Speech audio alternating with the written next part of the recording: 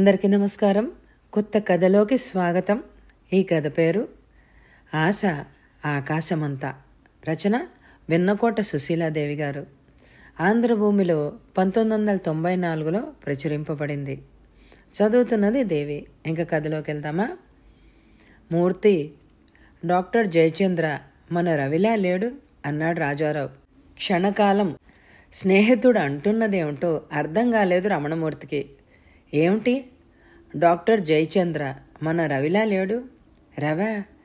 రమణమూర్తి ముఖం వెలవెలబోయింది. నువ్వు ఇంకా వాడిని మర్చిపోలేదా రాజా? బాధగా అన్నాడు. మరుపా? పేలవంగా నవ్వుతూ. అది ఈ శరీరం ఉన్నంత వరకు సాధ్యం కాదురా అన్నాడు. కొడుకుని తలుచుకోగానే 2 కళ్ళు నీటితో నిండిపోయాయి.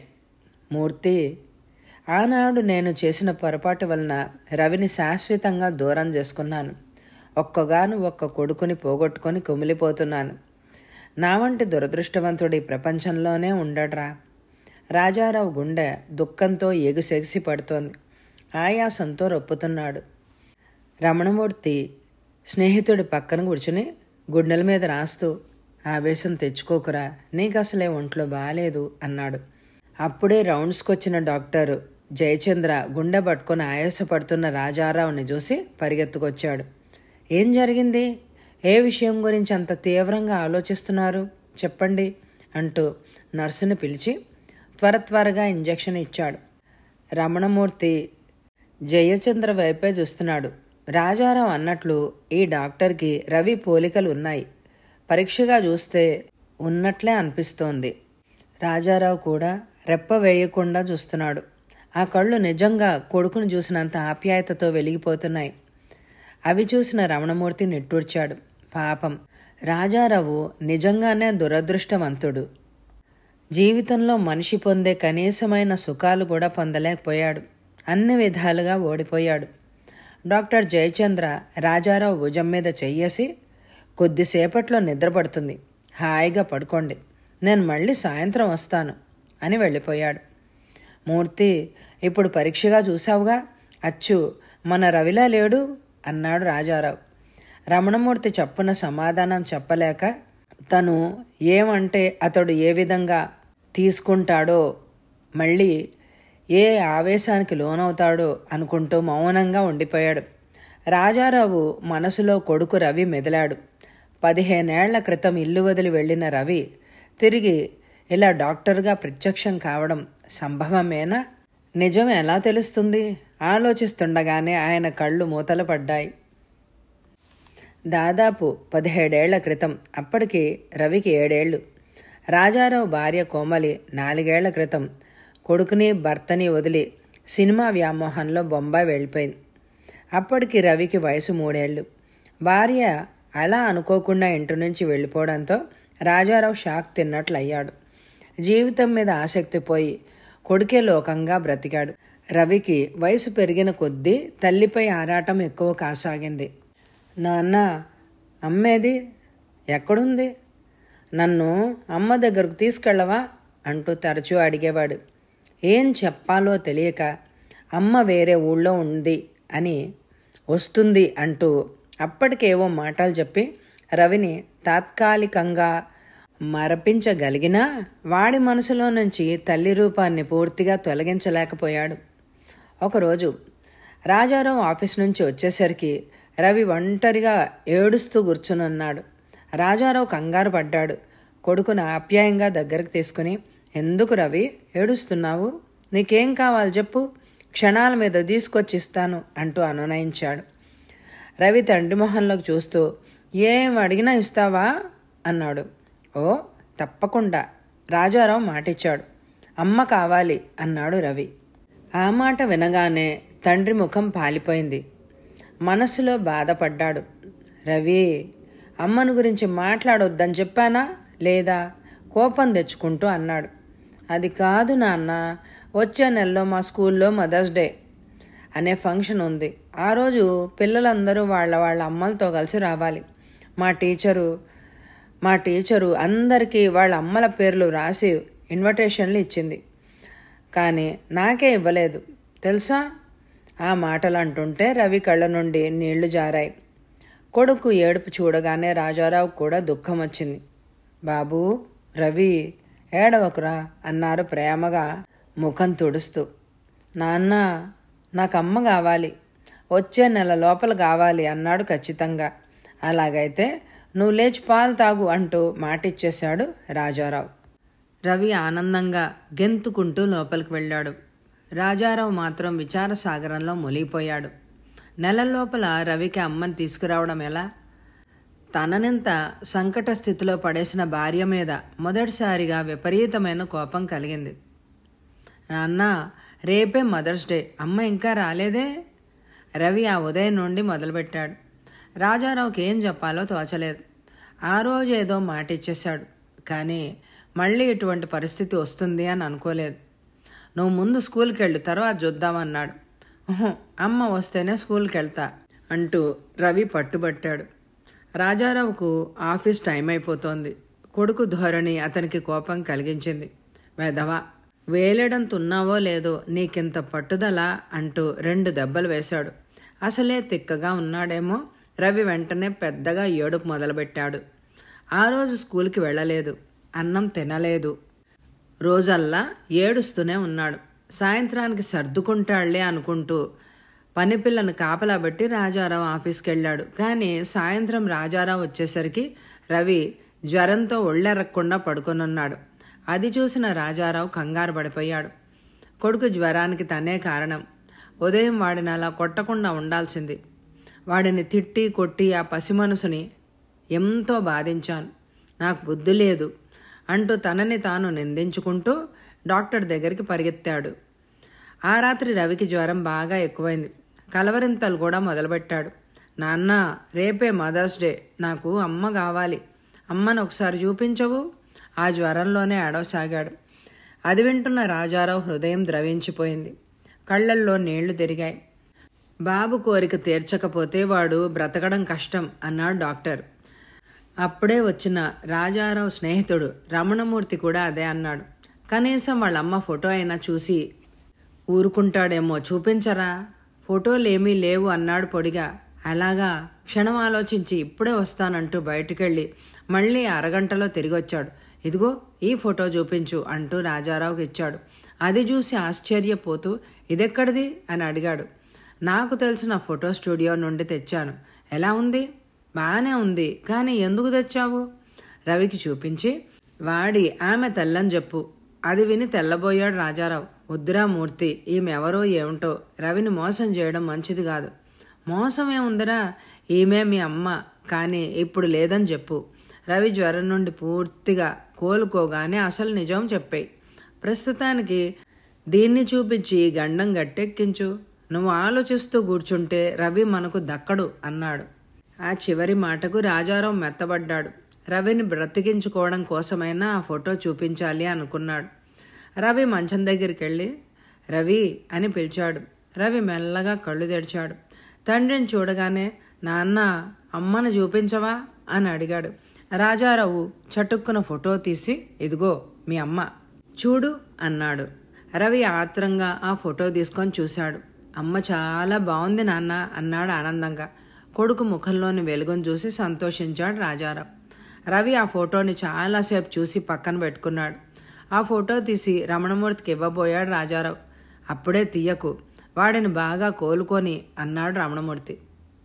2 రోజుల్లోనే రవి పూర్తిగా కోలుకున్నాడు. ఆ ఫోటో తల కింద పెట్టుకొని మాటి మాటికి చూసుకోసాగాడు. ఇన్ని రోజులు అమ్మ ఫోటో కూడా లేదని చెప్పాడు నాన్న. మరి ఇప్పుడు ఎలా వచ్చింది? అమ్మంటే నాన్నకు బొత్తిగా ఇష్టం లేదు.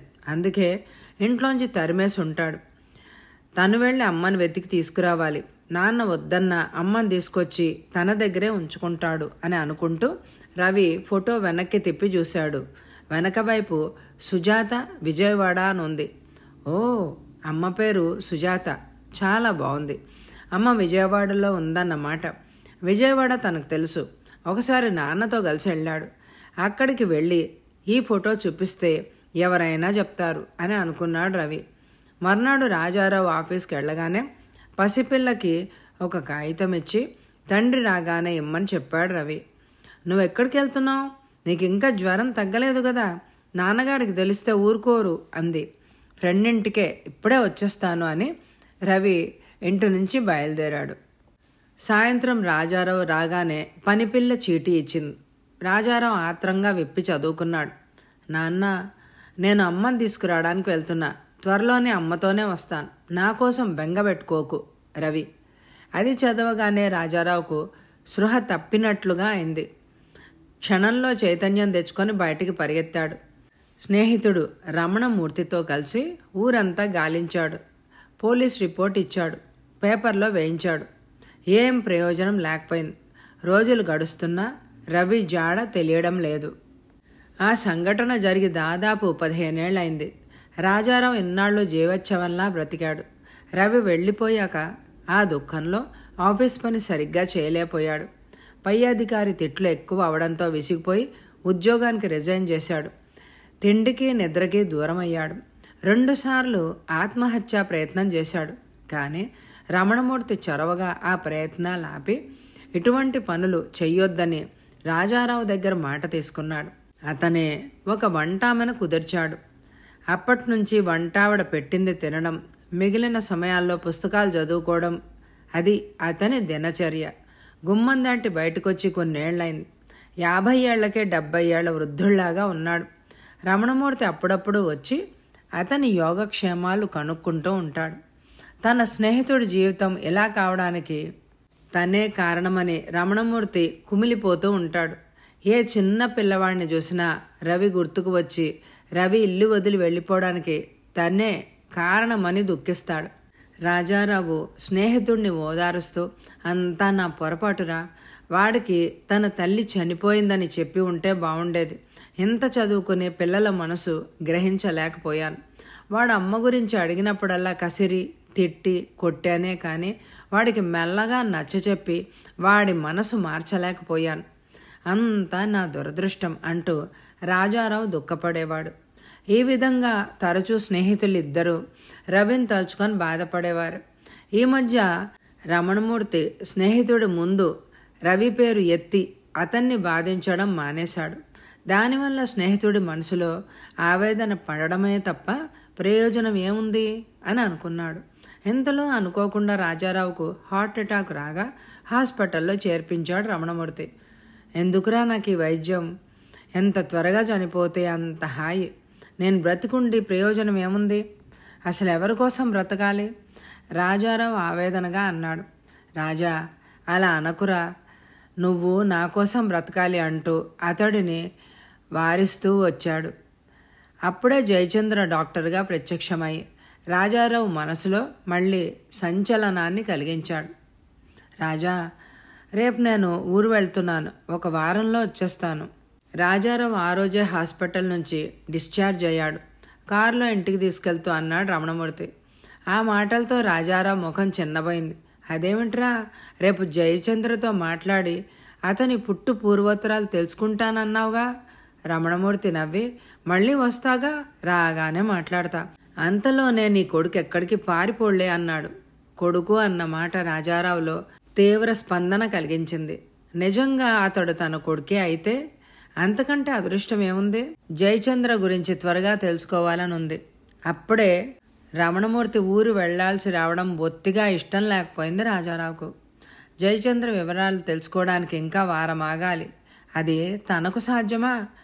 నిశ్చల తటాకంలో రాయి వేసినట్టు ఈ సంఘటన తనలో తీవ్ర సంచలనాన్ని కలిగించింది. జయచంద్ర తనకి ఇన్నేళ్ల తర్వాత తన కొడుకుగా కనపడడం తన అదృష్టమా? అడవిలోకి అకాల వసంతం వచ్చినట్లుగా ఉంది. ఎడారిలోకి ఏరు పారినట్లుగా ఉంది. తన కల నిజమైతే, జయచంద్ర తన కొడుకైతే. కారు చిన్న కుదుపుతో ఆగింది. రాజారావు ఈ లోకంలోకి వచ్చాడు. రాజా, ఏంట్రా ఆలోచిస్తున్నావు? ఇల్లొచ్చింది లే అన్నాడు రమణమూర్తి. రాజారావు చిన్నగా నిట్టూరుస్తూ కారు దిగాడు. 10 రోజుల తర్వాత ఊరి నుంచి వచ్చాడు రమణమూర్తి. వారంలోగా వస్తానన్నావు, ఇన్ని రోజులు చేశావే? నీకోసం ఎంత ఆశగా ఎదురుచూస్తున్నానో తెలుసా అన్నాడు రాజారావు. సారీ, అనుకోకుండా ఉండిపోయాను. నీ బాధ తెలుసులే. నేను ఇవాళ్లే జయచంద్ర దగ్గరికి వెళ్తున్నా, మళ్ళీ సాయంత్రం వస్తాలే అంటూ రమణమూర్తి స్కూటర్ మీద బయలుదేరాడు. ఒరే మూర్తి, అతనితో ఏం మాట్లాడతావు? ఇలారా, రాజారావు పిలుస్తుండగానే రమణమూర్తి స్కూటర్ స్టార్ట్ చేసుకుని వెళ్ళిపోయాడు. అలా వెళ్ళిపోయినవాడు మరో గంటలో తిరిగొచ్చాడు. రాజా, జయచంద్ర పెంపుడు తల్లి అమెరికాలో ఉందిట. ఆమె ఒంట్లో బాలేదని ఫోన్ వస్తే అర్జెంటుగా అమెరికా వెళ్ళాట. అది వినగానే రాజారావుకి ఎంతో నిరాశ కలిగింది. మళ్ళా ఎప్పుడొస్తాడు? త్వరలోనే రావచ్చు. క్షణం ఆగి అన్నాడు రాజారావు.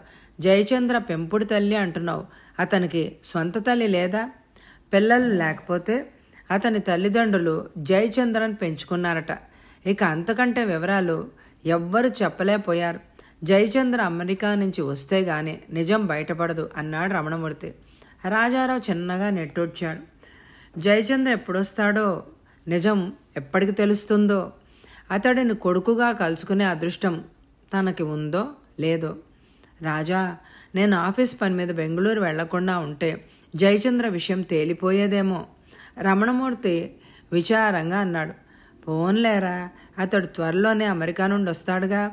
ఎన్నాళ్ళు ఆగాం కదా, కొద్ది రోజులు ఓపిక పట్టలేవా? నువ్వేం బాధపడకు. మనసులో దుఃఖం దాచుకొని లేని నవ్వు తెచ్చుకుంటూ అన్నాడు రాజారావు. అలా అంటున్న రాజారావును చూసి తప్పు చేసినట్లు తలంచుకున్నాడు రమణమూర్తి. జయచంద్ర అమెరికా నుంచి ఇక ఎప్పటికీ రాడని, అక్కడే శాశ్వతంగా ఉండిపోతాడన్న విషయం రాజారావుతో చెప్పలేదు. తను సకాలంలో జయచంద్రతో మాట్లాడి ఉంటే నిజం ఎప్పుడో బయటపడేది. తను ఎప్పటికప్పుడు వాయిదా వేయడం వల్ల ఈ అనర్థం జరిగింది. ఇది తను చేసిన రెండో పొరపాటు. ఈ విషయం తెలిస్తే రాజారావు ఏమైపోతాడో అనే భయంతో నిజం దాచాడు. ఆ నిజం తెలియని రాజారావు జయచంద్ర అమెరికా నుంచి ఎప్పుడు వస్తాడా అని అతని కోసం ఆశగా ఇంకా నిరీక్షిస్తూనే ఉన్నాడు. కథ సమాప్తం. ఈ కథ మీ అందరికీ నచ్చిందండి? అయితే తప్పకుండా లైక్ చేయండి. ఎండ్ స్క్రీన్లో ఉన్న పూర్తి నవలలు, కథలు, ప్లేలిస్టులు స్కిప్ చేయకుండా చూడండి. నాకు కామెంట్ చేస్తున్న మీ అందరికీ ప్రత్యేకంగా కృతజ్ఞతలు తెలియజేసుకుంటున్నాను. Thank you very much my dear friends.